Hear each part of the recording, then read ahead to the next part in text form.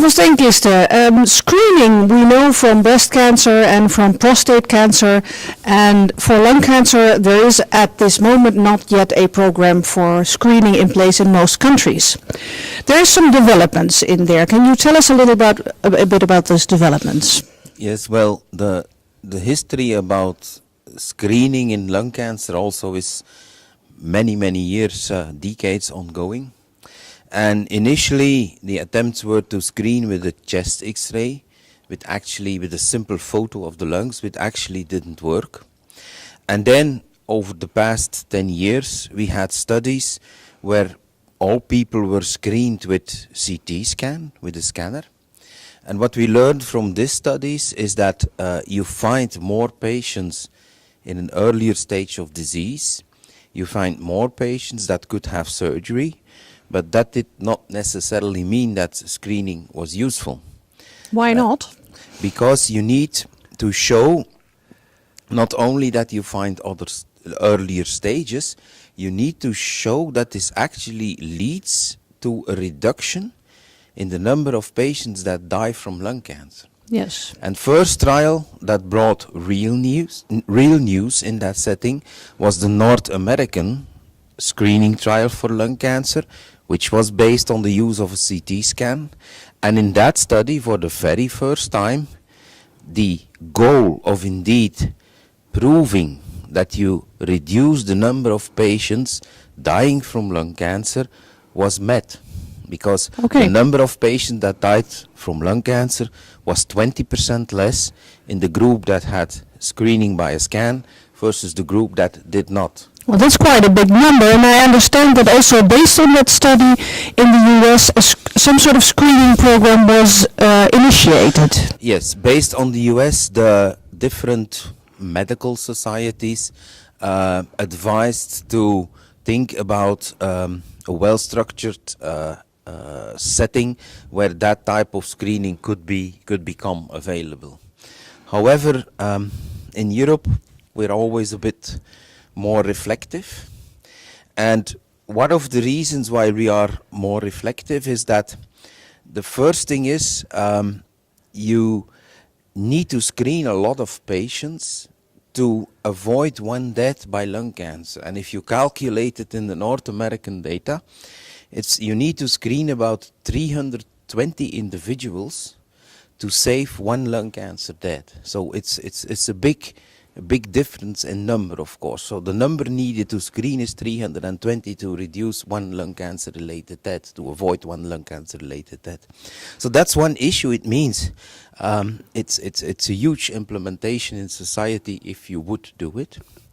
The second thing is, what was also clear in the North American data, the scans are quite good from a technical point of view, but this means that if you put patients as they did, and it were patients of between 50 and 75, smokers or previous smokers, if you have a scan in these individuals, because they're not patients, they're individuals, you find something in 1 out of 4. And then the big difficulty is, of course, it's not 1 of 4 that has lung cancer. It's a very little fraction of all these findings. You see something, you see a dot on the CT scan. Only a very small fraction of that patients will actually have lung cancer. So you need to filter out which is the one where we need additional tests. Yeah. And that's not an easy task. From what I understand, it will be some time probably before there is an actual screening program in place.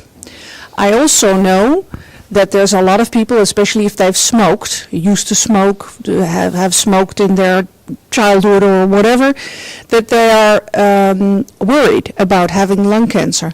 Would you advise somebody who has smoked in their years to have a CT scan by themselves to just check if they have lung cancer? Mm-hmm. No, I would not advise this. And we made some guidelines for medical people in the European Society of Medical Oncology, and we clearly try to make a difference. The difference between if you want to have a CT screening available in society.